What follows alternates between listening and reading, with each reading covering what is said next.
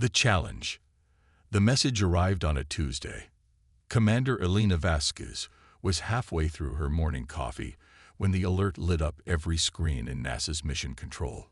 The transmission had bypassed all security protocols, appearing simultaneously on government networks worldwide. "What the hell is this?" she demanded, setting down her mug as technicians scrambled around her. Dr. Raj Patel, NASA's head of Communications, was already typing furiously. "It's broadcasting on frequencies we've never used. The signal's coming from everywhere." The screens flickered and then displayed a single image: a sleek obsidian vessel hovering above Earth. Below it, text appeared in perfect English. "To the inhabitants of Earth, you have been observed. You have been measured. You have been found wanting. Prove your worth or face relegation." "Is this some kind of joke?" asked General Harrison, who had rushed in from the Pentagon. "Some hacker's idea of fun." Elena was about to respond when her private terminal chimed. A classified message from observatories worldwide confirmed unidentified objects had entered orbit. The Hubble's emergency protocols had captured images of a vessel matching exactly what was on their screens. "This is real," she said quietly. "And they're already here." Within hours, the message had been translated into every human language. The world learned that the Ascendancy, an interstellar coalition of 17 advanced species, had been monitoring Earth for decades. Humanity stood at a crossroads: prove our technological capability and join them, or be contained as a potential threat to galactic stability. Their challenge was specific: construct a functioning Alcubierre drive, a true faster-than-light propulsion system, within 5 Earth years. "Impossible," declared Dr. William Chen at the emergency UN session 3 days later. As the world's foremost expert on theoretical physics, his opinion carried weight. The energy requirements alone would exceed our global production capacity. Not to mention, we haven't even proven the concept works beyond mathematics. Elena watched from the back of the chamber as representatives argued. The Ascendancy had provided no schematics, no assistance, just a deadline and consequences for failure. "It's a test," she said, drawing attention. "They want to see if we can solve problems independently. That's what spacefaring species need to do." "Then we've already failed," said the Russian delegate. "We should negotiate alternative terms." "The Ascendancy doesn't negotiate," said a voice from the doorway. All heads turned to see a tall, lanky man with disheveled hair. His security badge identified him as Dr. Marcus Webb, theoretical physicist from CERN. "They've done this before," Marcus continued, walking to the center of the chamber. "My team found historical records in their transmission data. 17 current members of the Ascendancy. 26 failed species currently under containment protocols." Silence fell over the room. "So what do you propose, Dr. Webb?" asked the Secretary General. Marcus looked at Elena, then back to the assembly. "We build the damn drive." The next morning, Project Prometheus was born, though few believed it would succeed. Most nations contributed token funding while privately preparing for containment. Only a handful of scientists volunteered, seeing it as career suicide. Elena found herself appointed as project director, with Marcus as chief scientist. Their headquarters, a repurposed research facility in the Swiss Alps, far from prying eyes. "They gave us this facility, but half the equipment doesn't work," complained Dr. Sofia Torres, their materials engineer, as they toured the dusty laboratories.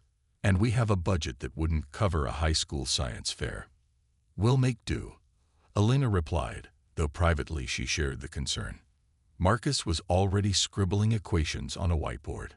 The traditional approach to the Alcubierre metric requires exotic matter with negative energy density. We don't have that technology. "So we've failed before we've begun," Sofia said. "No," Marcus pointed to a complex equation. "We need to reformulate the problem. What if we could create the same space-time effect without negative energy?" "That contradicts everything we know about physics," said Dr. Kenji Tanaka. Their quantum specialist who had arrived that morning from Tokyo University. Exactly, Marcus grinned. Which means either our understanding is wrong, or the challenge is impossible. I refuse to believe the ascendancy would set an impossible task. That's not a test. It's just cruelty. For 3 months, they worked around the clock. Initial simulations failed spectacularly. World leaders began publicly distancing themselves from the project. Funding was cut further. Then came the Santiago incident. An ascendancy scout ship appeared over Chile, extracted something from the ocean, and departed, vaporizing 3 fishing vessels that approached too closely. The message was clear. The clock was ticking. We need to go public, Elena announced after seeing the news. Official channels are abandoning us. Let's appeal directly to the people. Against government advisories, they'd broadcast their work online. Marcus explained the challenge in terms anyone could understand. Humanity needed to build its first faster-than-light engine, or face isolation from the stars forever. The response was overwhelming. Retired engineers offered expertise. University students volunteered time. A global crowdfunding campaign raised more money in a week than governments had provided in months. This might actually work, Sofia admitted, watching donations poured in. People care more than their leaders. 6 months into the project, they had their first breakthrough. Kenji burst into the conference room at 3 a.m., waking everyone who had fallen asleep at their desks. "We've been thinking about this wrong," he said, projecting a simulation. "We can't bend spacetime with our current energy capabilities. But what if we could temporarily phase shift our matter state to require less energy?" Marcus stared at the equations, then laughed. "That's brilliant. Impossible, but brilliant." "Not impossible," came a voice from the doorway. A woman none of them recognized stood there, holding the secure tablet. "Just difficult." "Who are you?" Elena demanded. "Dr. Aya Okafor, Quantum Engineering, formerly with the African Space Coalition." She placed her tablet on the table, displaying complex schematics. "My team has been working on phase-shifting technology for quantum communications. It's theoretical, but your approach could make it practical." Within days, Dr. Okafor's team joined Project Prometheus. Their expertise in quantum engineering provided the missing piece. The first small-scale tests showed promise. Objects didn't travel faster than light, but they exhibited properties that defied conventional physics. As word spread, more scientists defected from government projects to join them. A network of supporters emerged across the globe, calling themselves Prometheans, providing everything from technical expertise to food deliveries. Not everyone was supportive. Several team members received threats. Their servers were attacked repeatedly, and when they announced their first successful quantum phase shift of a tennis ball, moving it 100 meters instantly, the major powers convened an emergency session to discuss the dangers of unsanctioned technological development. "They're afraid," Marcus observed, watching the news, "not of the ascendancy, but of changes to the status quo." By the 1-year mark, Project Prometheus had transformed. Their Alpine facility had expanded into a sprawling research campus, funded entirely by private citizens. Over 5,000 scientists and engineers worked there, with tens of thousands more contributing remotely. The first test vehicle, a drone equipped with their prototype phase drive, was scheduled for testing on the project's 500-day anniversary. If successful, it would travel from Earth to lunar orbit in seconds. The night before the test, Elena found Marcus on the facility's roof, staring at the stars. "Having doubts?" she asked, joining him. "Always," he smiled, "but not about whether we should try." "When I was a little girl," Elena said, "my grandmother told me stories about the ancient navigators who crossed oceans without knowing what they'd find. They were afraid, but they went anyway." "Humans in a nutshell," Marcus replied, terrified but curious. Above them, barely visible among the stars, the obsidian ships of the Ascendancy watched silently. "Tomorrow, we show them what humanity can do," Elena said. "Yes," Marcus agreed. Tomorrow we build the impossible. The response: the drone never reached the moon. It disappeared from all tracking systems the moment the phase drive activated. For 17 agonizing minutes, Project Prometheus stood in silence, staring at blank screens. Then the drone reappeared, not in lunar orbit, but floating beside an ascendancy vessel 20,000 kilometers from Earth. Did they intercept it? Sophia wondered, watching the live feed from orbital telescopes. No, Marcus said, studying the telemetry. The drive worked. Too well. Our calculations were off by an order of magnitude. The ascendancy ship scanned the drone for several minutes, then released it. The drone returned to Earth using conventional thrusters, its phase drive mysteriously inoperable. When they recovered the vehicle, they found its drive system had been subtly altered. Not damaged, but modified in ways that would take months to understand. A warning? Elena suggested during the examination. Or a hint, Marcus countered. Look at these modifications. They're elegant. They didn't break our design. They refined it. News of the test spread globally. Major powers that had dismissed the project now demanded oversight. Private corporations offered billions for exclusive rights. The team refused all offers, remaining committed to their open-source approach. 18 months into the project, they completed their first crewed vehicle, the Prometheus I. A sleek craft designed to carry 6 people, it incorporated the mysterious modifications from the Ascendancy. The night before the human test flight, disaster struck. Explosions rocked the Alpine facility, destroying key laboratories and injuring dozens. Investigators found evidence of professional sabotage. Industrial espionage, suggested General Harrison, who had flown in after the attack. Once a skeptic, the military man had become an unlikely ally. Worse, Elena said, reviewing security footage. Look at their equipment. Military grade. Someone doesn't want us to succeed. Despite the setback, they'd pressed forward. The test flight couldn't be delayed, not with the Ascendancy's deadline looming ever closer. Repairs were made, security was tightened, and 3 months later, the Prometheus I stood ready on its launch pad. The crew was selected. Marcus as chief scientist, Kenji to monitor the phase drive, Sophia to handle structural integrity, and an Ascendancy-approved observer, a requirement they couldn't refuse. Elena would command. The 5th seat went to Dr. Okafor, whose quantum expertise had become indispensable. The 6th remained empty, reserved for the engineers who had died in the attack. Launch day arrived with clear skies. Billions watched via livestream as the crew boarded.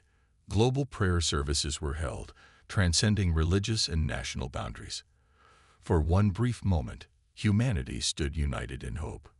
Prometheus I, you are cleared for launch, came the controller's voice. Elena looked at her crew. Phase drive status. Nominal, Kenji replied. Quantum field stable. Structural integrity. Holding at 100%. Sophia confirmed. Observer status. The Ascendancy's representative. A humanoid figure in an environment suit concealed all features, nodded once. Dr. Webb, your assessment. Marcus grinned. Let's make history. Elena engaged the conventional engines first, bringing them to low Earth orbit. Standard procedure, proven technology. What came next had never been attempted with human passengers. Preparing phase drive initiation, she announced. Destination, Mars orbital path, Northern Hemisphere. If successful, they would cross the 57 million kilometer distance instantly. The countdown began. Instruments hummed. The Prometheus I glowed with soft blue light as quantum fields formed around it. At 0, Elena pressed the activation control. Reality shifted. Later, crew testimonies would describe the sensation differently. Kenji said it felt like being everywhere at once. Sophia reported a moment of perfect clarity. Marcus claimed he glimpsed multiple universes. Elena remembered only a profound silence, followed by a voice. Not heard, but felt, saying simply, interesting. Then Mars filled their viewports, exactly as planned. Cheers erupted from mission control, broadcast to the entire planet. Humanity had achieved faster than light travel. Their celebration was short-lived. As they prepared to return to Earth, all systems suddenly went dark. Emergency power activated, but the phase drive remained offline. What happened? Elena demanded. The Ascendancy observer stood, moving with unsettling grace in zero gravity. Its suit melted away, revealing a form that seemed to shift between solid and liquid, humanoid but fundamentally alien. Your test is not complete, it said, its voice resonating directly in their minds. You have demonstrated the ability to create. Now demonstrate the ability to adapt. Without warning, 3 massive Ascendancy vessels materialized around them. The observer vanished. They've stranded us, Sophia realized. 57 million kilometers from home with no way back. Kenji checked their supplies. We have life support for 20 days. Conventional engines would take years to return. Then we adapt, Marcus said firmly. They're still testing us. For 5 days, they worked around the clock, analyzing the disabled phase drive. The Ascendancy ships remained nearby, watching but not interfering. On the 6th day, Dr. Okafor made a discovery. The drive wasn't disabled, she explained, projecting schematics. It was transformed. The Ascendancy technology is evolving in response to our usage. Can we make it work? Elena asked. Maybe, Aya replied, but not as we designed it. We need to collaborate with it. The concept was revolutionary. Rather than forcing the technology to follow human parameters, they would create an interface that worked with its evolving nature. Earth watched anxiously as days passed. Supplies dwindled. The 20-day limit approached. On day 19, they were ready to attempt a return. The redesigned system bore little resemblance to their original. Kenji had dubbed it the symbiosis drive. Neither fully human nor fully Ascendancy technology. If this works, Marcus said as they prepared for activation, it changes everything we understand about technology. Not tools we use, but partners we collaborate with. Elena initiated the launch sequence. The new drive hummed with a different tone, more harmonic, almost musical. Symbiosis drive, engage, she announced. Destination, Earth orbit. The transition this time felt different. Not a shift but a flow, as if the universe itself welcomed their passage. They emerged in Earth orbit, but not alone. The Ascendancy's entire fleet surrounded them. 47 ships arranged in a perfect geometric pattern. All communication systems activated simultaneously. On every screen, in every language, came a message. Humanity has passed the threshold. You have demonstrated not only technical capability but adaptability. You have shown cooperation when faced with isolation. You have created not through domination of natural laws, but through partnership with them. The Ascendancy welcomes Earth as its 18th member world. The celebrations lasted weeks. The crew of Prometheus I became global heroes. The technology they developed promised to transform human civilization, not just in space travel, but in energy production, medicine, and communications. 1 month after their return, Elena and Marcus stood on the observation deck of the newly established Ascendancy Embassy in Geneva. Did you ever imagine this outcome when you volunteered for a suicide mission? She asked him. Marcus laughed. I just wanted to solve an interesting physics problem. Saving humanity was a bonus. The real work begins now, Elena said, watching as human and Ascendancy representatives filed into the summit chamber below. Building technology was the easy part. Building a new society will be harder. True, Marcus agreed. But if there's one thing we've proven, he gestured toward the stars, now no longer distant and unreachable, but destinations and homes of future friends. It's that humans build the impossible when everyone tells us we can't. Above them, the first joint human Ascendancy vessel prepared for its maiden voyage to a neighboring star system. Its name, emblazoned in multiple languages and writing systems, glinted in the sunlight. The world doubted. We built it anyway.